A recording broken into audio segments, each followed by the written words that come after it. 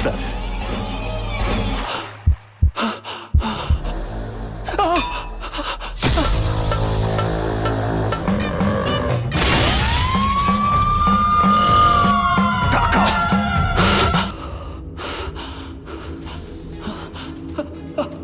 এবার শাকিব খানের তুফান সিনেমাকে পিছনে ফেলতে বাজারে আসতে চলেছে শাকিব খান অভিনীত দরদ সিনেমা এবং এই ছবিতে শাকিব খানের বিপরীতে কাজ করেছেন হিন্দি নায়িকা সোনাল চৌহান। পরিচালক অনন্য মামুন জানিয়েছে শাকিব খানের জীবনের সবচেয়ে বড় একটি সিনেমা হতে যাচ্ছে এই দরদ সিনেমা এবং অনন্য মামুন জানিয়েছে এই দরদ সিনেমাটি তুফান সিনেমাকেও টক্কর দিতে পারে এবং এই সিনেমাটি তামিল সিনেমার সিরিয়ালে পড়ে। আরও একটি চমকপ্রদ তথ্য হচ্ছে এই সিনেমাতে শাকিব খানের চরিত্র থাকবে দুই প্রকারের, যেমনটি এর আগেও শাকিব খান করেছিল। ইতিমধ্যে শাকিব খানের দরদ সিনেমার কিছু টিজার ও লুক বের হয়েছে যা বেশ পছন্দ করেছে সাকিবিয়ানরা। তবে সময়ের জন্য শাকিব খানের দরদ সিনেমাটি পিছিয়ে যাচ্ছে। অনন্য মামুন জানিয়েছে দেশ স্বাভাবিক হলে চলতি বছরের ডিসেম্বর মাসে না হয় 2025 সালের জানুয়ারি মাসে এই ছবিটি রিলিজ করা হবে প্রেক্ষাগৃহে।